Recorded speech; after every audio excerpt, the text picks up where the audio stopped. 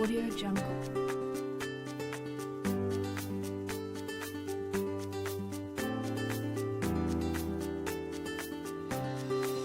Audio Jungle.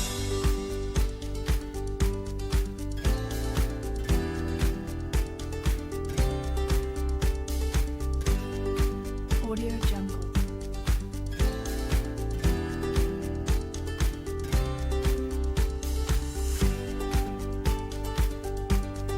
Audio Jungle.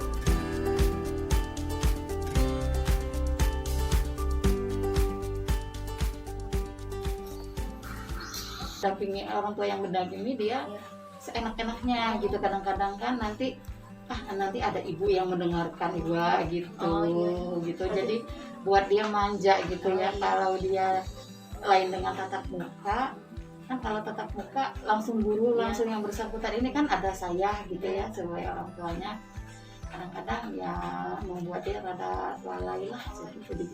Enaknya belajar di sekolah. Iya, belajar di sekolah. Pertanyaan keempat, dalam mendampingi peserta didik belajar di rumah, apakah orang tua ada kesibukan lain atau tidak ada? Ya tadi saya kan sambil Yang ngajar SMK. juga SMK itu. Oh. Kemudian pertanyaan kelima, bagaimana cara orang tua membagi waktu antara kesibukan lain dengan mendampingi peserta didik belajar di rumah? Karena sambil itu berbarengan berdampingan aja kan, jadi bersamaan saya sambil kalau ada jeda waktu anak SMK gitu, jadi saya melihatkan dia. Kadang-kadang saya nunggu, Dir itu ikutan gitu ya. Dir, kan anak-anak kan suka nggak fokus ya, ini baru nih. Gitu dia bilang gitu. Ini rumah yang sibuk ya, Bu? Iya, jadi dari sini saya lihat, Dir itu dijawab, kayak gitu ibu. Oh, iya. Gitu aja. Kemudian pertanyaan yang keenam, dalam seminggu apakah orang tua Iya, segini? sudah. Oh, iya. Kemudian pertanyaan ke-14, selama pembelajaran di rumah apakah orang tua selalu tepat waktu dalam mendampingi peserta didiknya? Insya Allah tepat waktu, mereka mulainya jam 8. Jam 8 tiap hari ya. Tiap hari. Kemudian pertanyaan ke-15, menurut Ibu lebih baik mendampingi anak belajar di rumah selama pandemi atau belajar normal di sekolah?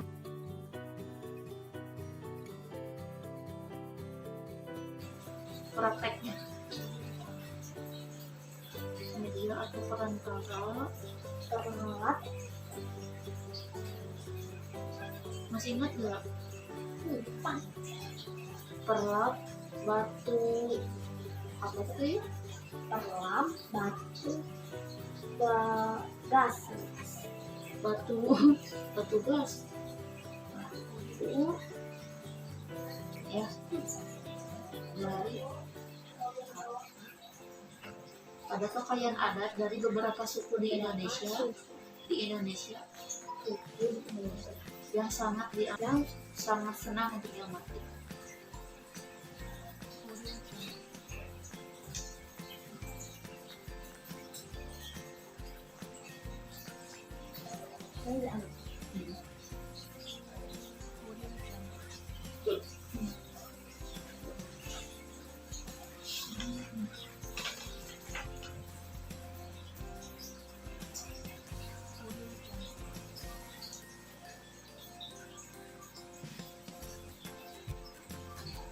Kebudayaan Indonesia.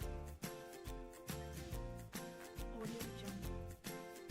Yang berperan ya, terus juga ya kesehariannya juga anak-anak yang tahu itu hanya orang tua ya, Bu.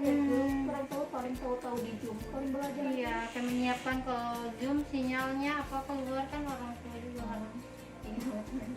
Berarti pertanyaan yang ke-9, apakah dalam mendampingi peserta didik selama pembelajaran online, Ibu selalu ada atau hanya beberapa menit saja mendampingi Alifa ini?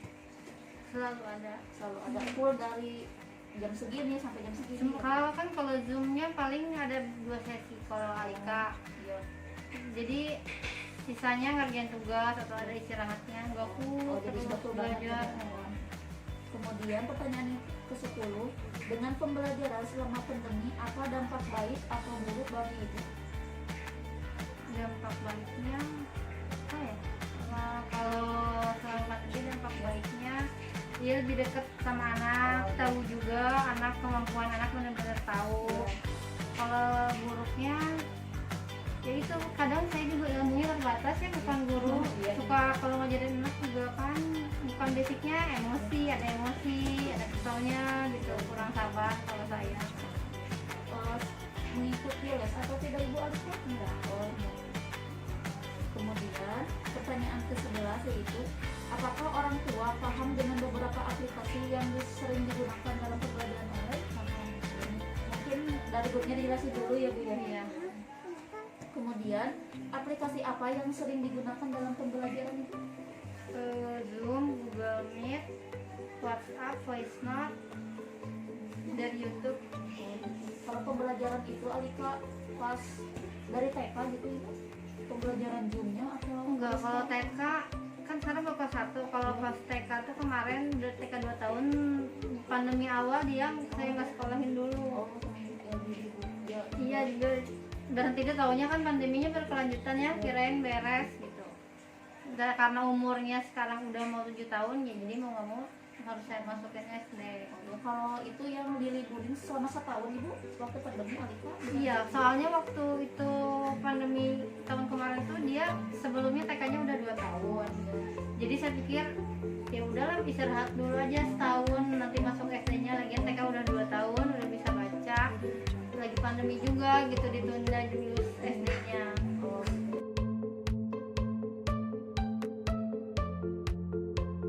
Pak, siapa nama ayahnya? Pak Dinar. Nah, coba berlatih perkenalan dengan teman baru dengan menggunakan pertanyaan di bawah ini.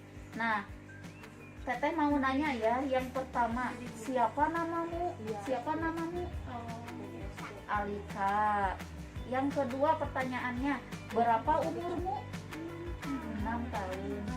Di mana rumahmu? Di Cimahi.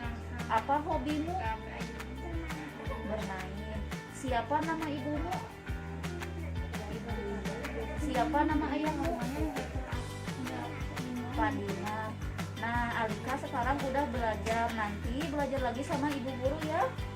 Soalnya ini kan belum dijelasin sama ibu guru ya, barusan sama Teteh udah dijelasin. Dan juga Alika belajarnya udah bisa gitu, udah cepet gitu perkenalan dirinya ya.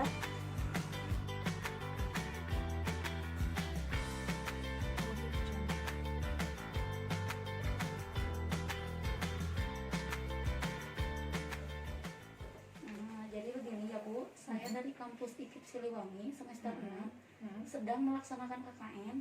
Kebetulan KKN-nya harus mewawancarai 3 kepala keluarga sekaligus membantu anak dalam pembelajaran. Nah, langsung aja Bu ke pertanyaan. Memfokuskan ke pendampingan pembelajaran oleh orang tua selama masa pandemi COVID-19. Pertanyaan pertama, apakah pembelajaran selama pandemi cukup efektif bagi Ibu? Selama pandemi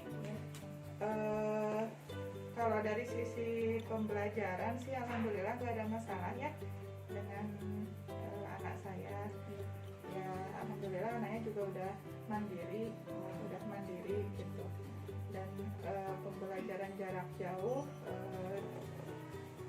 ya efektivitas selama ini sih tidak ya karena saya bekerja jadi fokus kebagi ini ya, kebagi dua sisi gitu kan, yang satu kerjaan, yang satu keluarga gitu. Dan kebetulan ya alhamdulillahnya anak saya juga udah bisa mandiri, udah bisa belajar mandiri ya.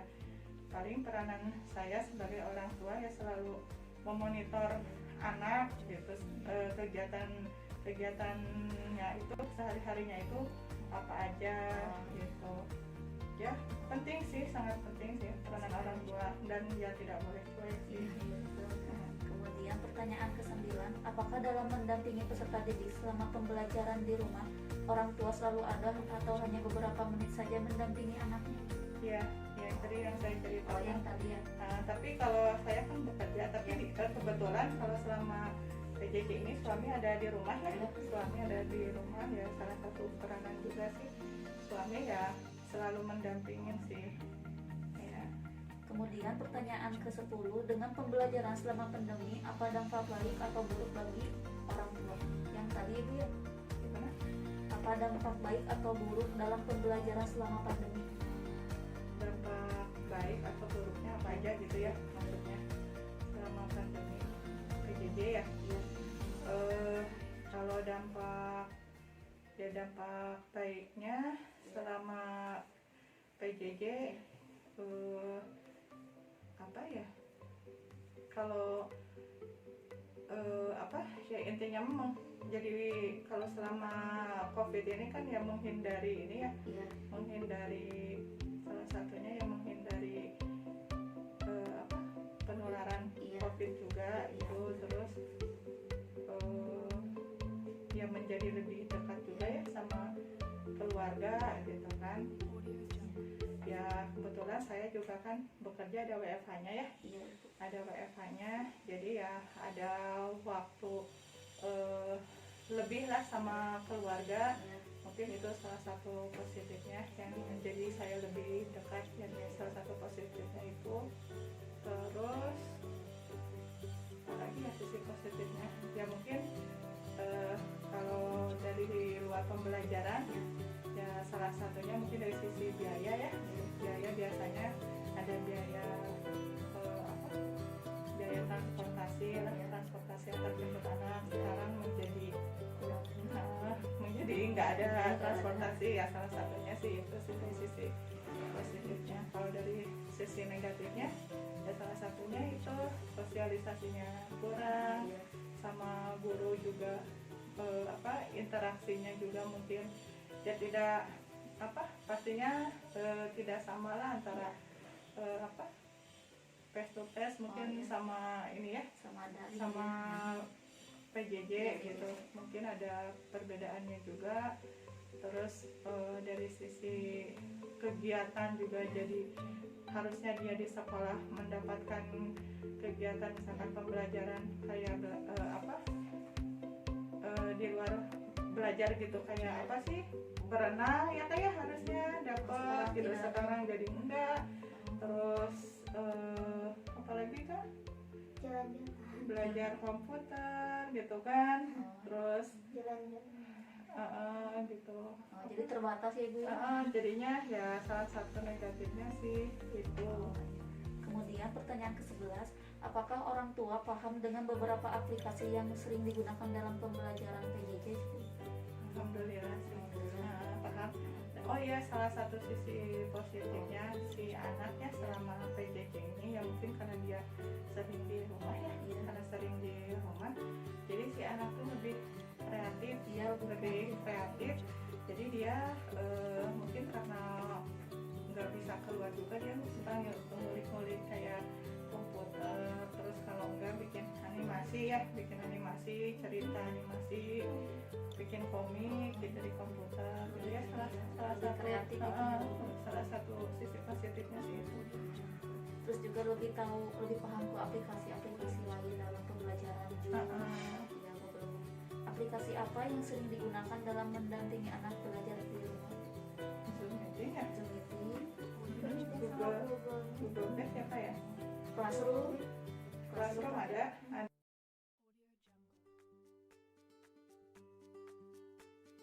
Contohnya 1/3, coba tulis di buku.